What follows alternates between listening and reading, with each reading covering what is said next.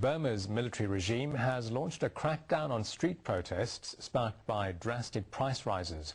It's also arrested 13 top pro-democracy dissidents while deploying gangs on the streets of Rangoon to stop the demonstrations. Protesters took to the streets against massive price hikes announced by the Burmese military government. Petrol and gas prices have jumped by between 200 and 500%, forcing a huge rise in public transport fares and basic foods such as rice. But it's not just economic dissent.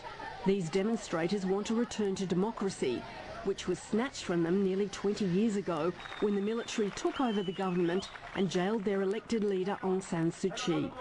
Fearing a popular uprising, the regime launched its crackdown, arresting 13 senior activists from the so-called 88 Student Generation Group.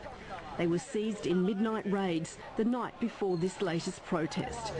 The United States issued a swift condemnation. The United States calls for the immediate release of these activists and for an end to the regime's blatant attempt to intimidate and silence those who are engaged in peaceful promotion of democracy and human rights in Burma.